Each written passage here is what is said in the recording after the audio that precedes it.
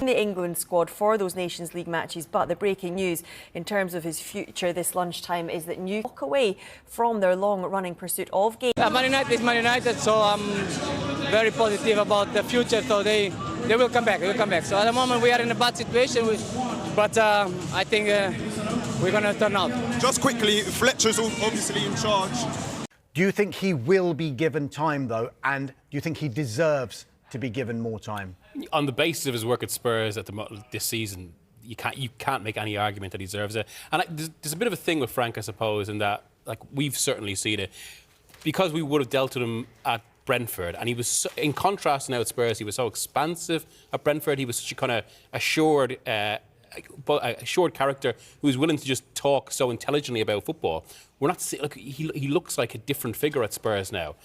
As regards whether they'll change, I think the one thing that was significant about yesterday's game was it felt like it didn't quite get toxic enough to force the owners. And that's where we are now. I think that's touching on what Johnny said there about where it gets into end game for a manager. And it's almost like everyone is in a bit of a holding pattern now until the situation gets so bad and it gets so toxic that they have no choice. There was a danger it would, though, wouldn't it? Yeah. Particularly at half-time. Yeah, absolutely. And I think there's been a bit of a debate around Spurs over the last 12 or 14 hours since the game ended about how much of this was Frank and how much was the players taking matters into their own hands.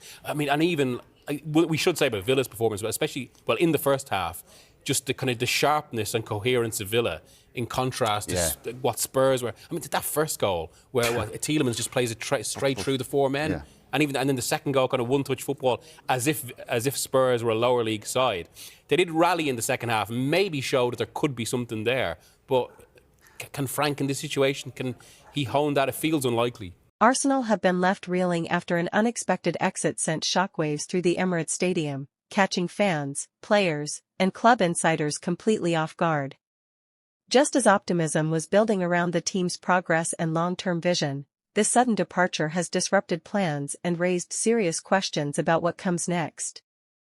Sources close to the club suggest the decision was made swiftly, with talks accelerating behind the scenes before becoming public. Whether driven by personal ambition, contractual disagreements, or strategic differences, the exit represents a major setback at a crucial stage of the season. Arsenal had been counting on stability and continuity, making the timing of this move particularly damaging. Mikel Arteta now faces a significant challenge as he